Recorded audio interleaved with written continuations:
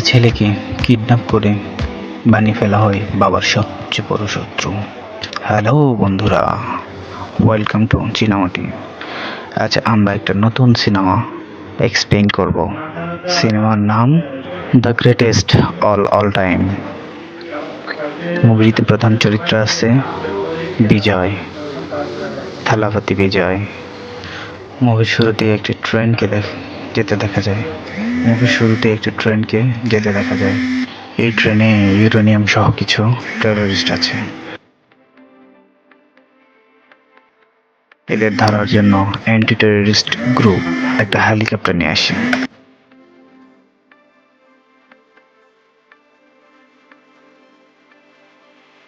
Terrorist গ্রুপের main ছিল মেনন। সেও তার ফ্যামিলি নিয়ে এই ট্রেনেই ছিল। তার একটা বিজ্ঞানীকে ধরে আনে ইউরেনিয়ামকে চেক করানোর জন্য, এটা অরিজিনাল নাকি ফেক ইউরেনিয়াম। এখানে আমরা দেখতে পাই বিজ্ঞানীটি ভয়েস চেঞ্জ করে কথা বলছে। টেররিস্টরা বুঝতে পারে এটা আসল বিজ্ঞানী না, এটা অন্য কেউ। আর তখনই আমরা দেখতে পাই আমাদের সবার প্রিয় চেনে সেই বিজয় থালাপতি, যিনি এখানে সার্চ গ্রুপের একজন সদস্য। এখানে থালাপতি বিজয়ের নাম হচ্ছে গান্ধী।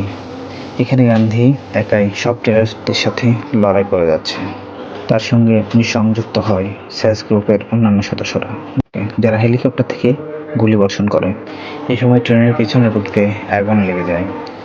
স্যাস গ্রুপের প্ল্যান ছিল ইউরেনিয়ামকে রিলিজ করে মেননকে ধরা, কিন্তু গোটা ট্রেনটাতে আগুন লেগে যায়। ট্রেনের মধ্যে আরও সেস গ্রুপের অনেক মেম্বার আসে এবং তাদেরকে রেস্কিউ করার জন্য সেস গ্রুপের সকল সদস্যরা মিশন কমপ্লিট করে হেলিকপ্টারে ফিরে আসে। সর্বশেষ যিনি আসেন তিনি হচ্ছে গান্ধী। ট্রেনের আগুন ইঞ্জিন পর্যন্ত যেতে শুরু করে। মেনন পালাতে গিয়েও পারে না। সবাই ভেবেছিল মেনন পালাতে গিয়ে ওখানেই মারা গেছে। তারপর দেখানো হয় গান্ধীর ওয়াইফকে। সে ডক্টরের কাছে চেক আপ করতে এসেছে। গান্ধীর পরিবারে একজন নতুন সদস্য আসতে চলেছে, গান্ধী, তার ওয়াইফ অনু এবং গান্ধীর 5 বছরের একটা ছেলে আছে, তার নাম জীবন। এই ছোট্ট ফ্যামিলিটা খুব হ্যাপি একটা ফ্যামিলি ছিল। গান্ধী যতই টেররিস্টদের সাথে লড়াই করুক না কেন, সে হাজব্যান্ড হিসেবে কারোর কাছে একদম খুব। স্ত্রী অনু গান্ধীর কাজের ব্যাপারে কোনো কিছুই জানে না। অনু জানে গান্ধী একটা ট্রাভেল এজেন্সিতে কাজ করে। এরপর স্যাসের পার্টিতে দেখা যায় স্যাসের পুরো টিম যারা ছিল সবাই বন্ধু। তারা একটা পার্টিতে একত্রিত হয়েছে। একই সাথে তারা এই স্যাসের সদস্য হয়, তার টিম মেম্বারও বন্ধু প্লাস টিম মেম্বার। গান্ধী কাজে ব্যস্ত থাকায় তার স্ত্রীকে একাই ডাক্তারের কাছে যেতে হয় ফলো আপের জন্য। নেক্সট অপারেশনের জন্য স্যাসের পুরো টিমকে যেতে হবে থাইল্যান্ডে তাদের নেক্সট অপারেশন সম্পূর্ণ হবে। অনু সন্দেহ করে সেভাবে গান্ধীর অন্য জায়গায় অ্যাফেয়ার আছে। এ সময় গান্ধী তার ওয়াইফ এবং ছেলেকেও থাইল্যান্ডে নিয়ে যায়। তার টিম মেম্বাররা প্রথমে বারণ করলেও পরে তারা মেনে নেয়। থাইল্যান্ডে গিয়ে সে তার ওয়াইফ এবং ছেলেকে নিয়ে খুব মজা করে এবং রাতের বেলা সে তার টিমের কাজগুলো সম্পন্ন করে। তারা একটি সিক্রেট কোড চুরি করে এবং খুব ইজিলি কাজটি সম্পন্ন করে। কিন্তু এখানে গান্ধীকে অনেকেই চিনে ফেলে। পরের দিন বাজারে ঘোরাঘুরি করার সময় অনেকগুলো গুন্ডা তার পিছু নেয়। গান্ধী তার ওয়াইফ এবং ছেলেকে বাঁচিয়ে নেয়, কিন্তু এই সময় খুব বড় ধরনের লেবার পেন শুরু হয়। এখানকার একটা হসপিটালে অনুকে অ্যাডমিট করে দেয়। এখানে গান্ধীর ছেলে জীবন তার বাবাকে বলে, বাবা আমার খুব পা ব্যথা করছে। জীবনকে হসপিটালের একটা কর্নারে বসায় গান্ধী হসপিটালের ফর্মালিটি পূরণ করছিল। সে ফর্মালিটি পূরণ করে এসে দেখে তার ছেলে জীবন সেখানে নেই।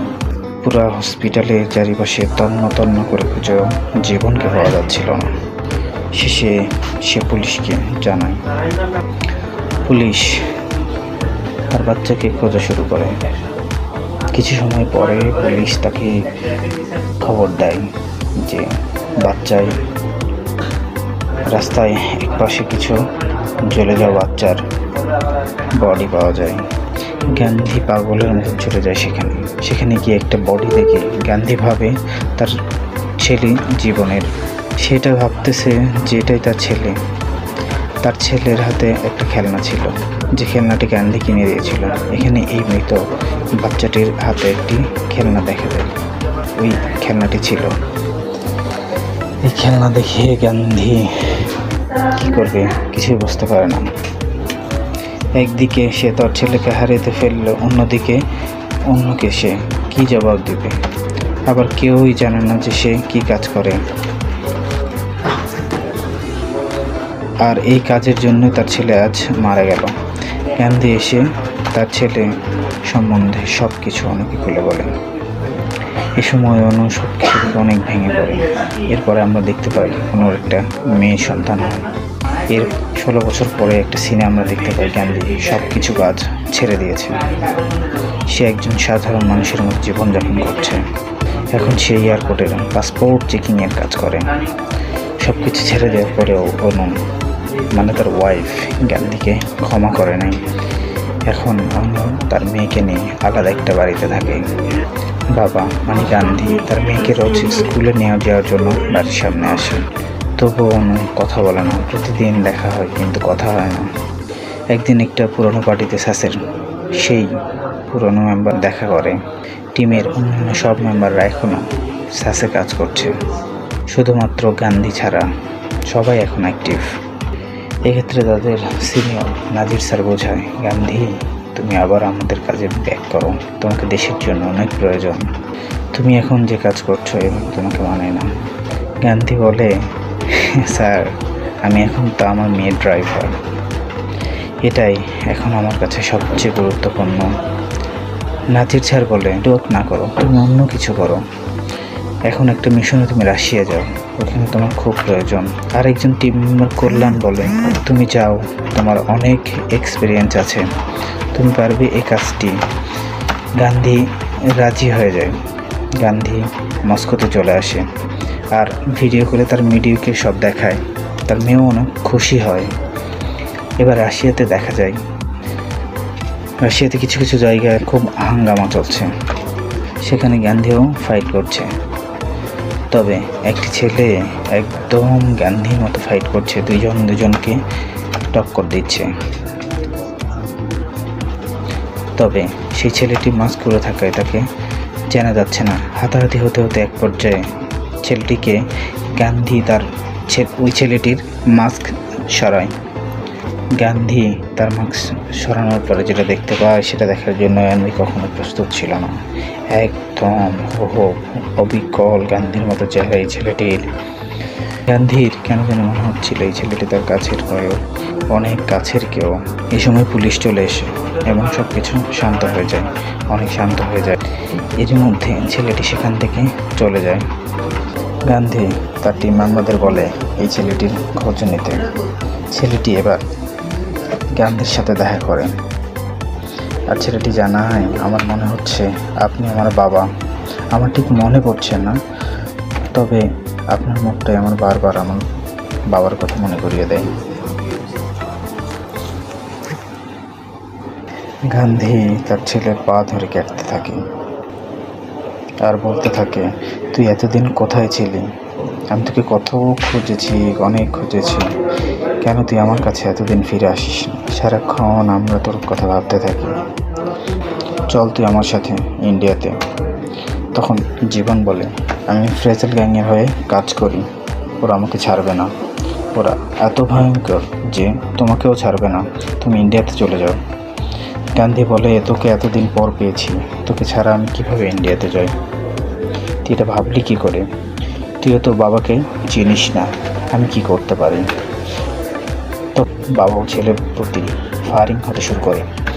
এখন বাবা ও ছেলে তাদের উপরে অ্যাটাক করে। তাদের উপর ফ্রেজার গ্যাংয়ের লোকজন অ্যাটাক করেছে। তারা বাবা ছেলে দুজনে মিলে এটা মোকাবেলা করে।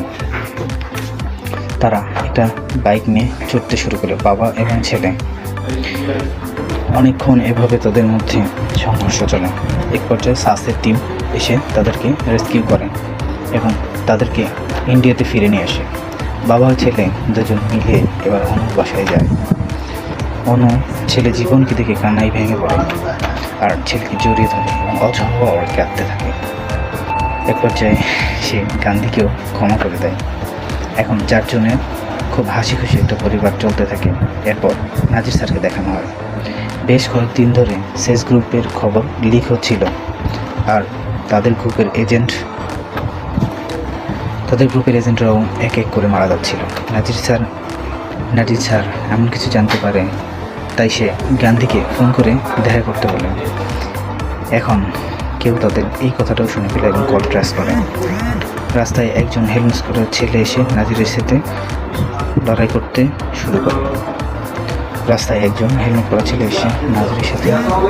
শুরু করে। নাজির দৌড়ে মেট্রোতে চলে আসে। এখানে গান্ধীও এসে পৌঁছে যায়। এখানে হেলমেট পরা ছেলেটি এবং গান্ধীর মধ্যে প্রচুর মারামারি চলে এবং অনেক সংঘর্ষ চলতেছে। কিন্তু স্মার্ট ওয়েতে ছেলেটি গান্ধীকে সরিয়ে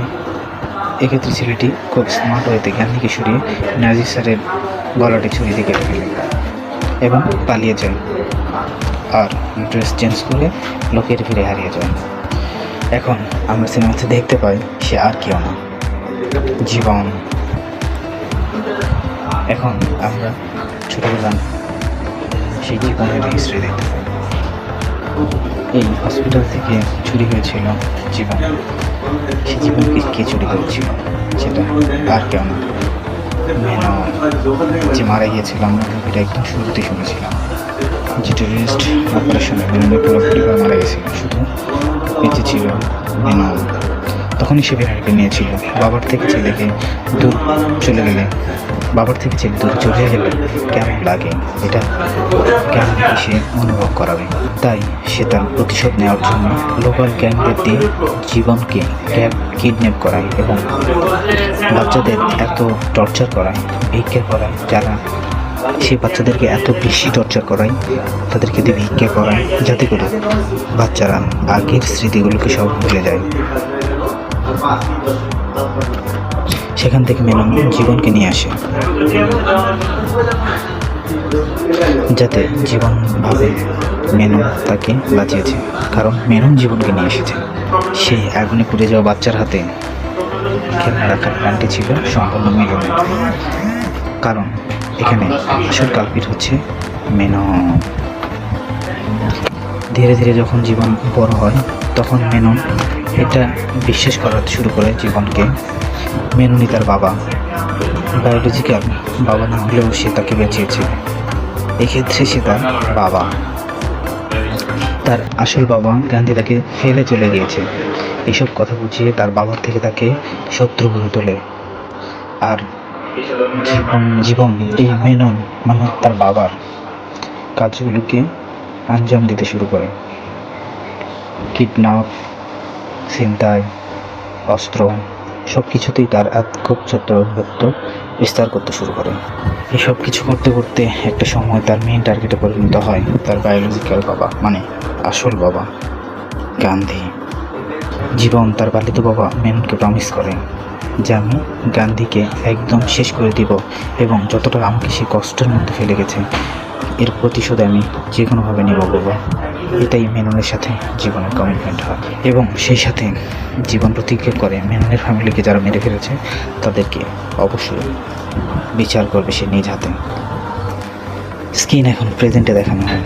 এখানে জীবন খুব কুল মাইন্ডে বাড়িতে থাকে এবং সাসের মেম্বারদের এক এককে মারতে থাকে। সে সাসের মেম্বারদের এক এক করে মারতে থাকে। একদিন বাড়িতে একটি বড় প্ল্যানিং ব্যাপারে জীবন মেননের সাথে কথা বলে এবং মেননকে জীবন ইন্ডিয়া আসতে বলে। মেনন তার লোকজন নিয়ে অন্য নামে দেশে ফিরে, কিন্তু সাসের টিম মেননকে এয়ারপোর্টেই ধরে ফেলে। গান্ধী সেখানে পৌঁছানোর আগেই জীবন সুনীলের মেয়েকে কিডন্যাপ করে মেননকে মুক্তিপণ হিসেবে ছেড়ে দিতে বলে। সাসের টিম মেননকে ছেড়ে দেয়, আর ছেড়ে দেওয়া সত্ত্বেও জীবন মেয়েটিকে মেরে ফেলে। আর তখন গান্ধী সিসিটিভি ক্যামেরা চেক করে মেননকে দেখতে পায়, আর সে আন্দাজ করে এখানে বড় কিছু হতে চলেছে। গান্ধী অনেক খোঁজখবর নিয়ে জানতে পারে যে লাস্ট যে মার্ডারগুলো হয়েছে সাস টিমের, এগুলো আর কেউ না, গান্ধী ছেলে জীবনে সব কিছু করেছে। এখানে পরের সিনে দেখানো হয় আইপিএলে চেন্নাই সুপার কিং এবং মুম্বাই ইন্ডিয়ান্সের একটা ম্যাচ চলছিল। এই আইপিএলে ম্যাচ চলাকালীন সময়ে একটা বোম ব্লাস্টিংয়ের প্ল্যান করেছে গান্ধী। জীবনের এই প্ল্যান জানার পরে জীবনকে অ্যারেস্ট করে। এ সময় মেনন অনুকে কিডন্যাপ করে নেয়। তখন গান্ধী এক প্রকার বাধ্য হয়ে তার ছেলে জীবনকে ছেড়ে দেয়। মেনন গান্ধীকে তার কবজায় নিয়ে নেয় এবং তাকে একটা জায়গায় আটকায় রেখে তাকে বলতে থাকে কিভাবে মেনন সব কিছু বলে গান্ধীকে যে তার ছেলেকে সে কীভাবে তৈরি করেছে। তখন গান্ধী হাসতে হাসতে বলে সিংহকে কেউ স্বীকার করে না, সিংহ নিজেই সবাইকে স্বীকার করে। আর লায়ন যেখানেই থাকে না কেন সে লায়নই থাকে। আর আমি নিজে ধরা দিয়েছি বলে কি না তুই আমাকে ধরতে পেরেছিস মেনন, আমাকে ধরা এত সোজা না। এরপর সাসের টিম এসে মেননের উপরে অ্যাটাক করে। গান্ধী এই সময় গান্ধী মেননকে নিয়ে চলে আসে সেই সিএইচকে এবং মুম্বাই ইন্ডিয়ান্সের ম্যাচ চলাকালীন মাঠে। জীবন তাদেরকে দেখে খুব রেগে যায়। এখানে বাবা এবং ছেলের মধ্যে দুর্দান্ত একটা ফাইট চলে। এখন গান্ধী বারবার ছেলেকে বোঝানোর চেষ্টা করলেও ছেলে জীবন কোনো কিছুই বুঝতে চায় না, কোনোভাবেই সে বুঝতে চায় না। তার মনে মেনন যে বিষ ঢুকিয়ে দিয়েছে এতটা বছর, সেটা কি আর এত তাড়াতাড়ি যায়? গান্ধীর হাতে আর কোনো অপশন থাকে না। এই হাজার হাজার মানুষকে বাঁচানোর জন্য গান্ধী নিজেই তার নিজের ছেলেকে শ্যুট করে মেরে ফেলে। পিতার হাতে তার ছেলের এই মৃত্যুতে গান্ধী প্রচণ্ড কষ্ট পায়, কিন্তু দেশের স্বার্থে এটা তো তাকে করতেই হতো। আর এই মর্মান্তিক মৃত্যুর মধ্যে দিয়েই এই মুভিটির এখানেই সমাপ্ত ঘটে। বন্ধুরা, এতক্ষণ ধরে ধৈর্য সহকারে মুভিটি দেখার জন্য আপনাদেরকে অসংখ্য ধন্যবাদ।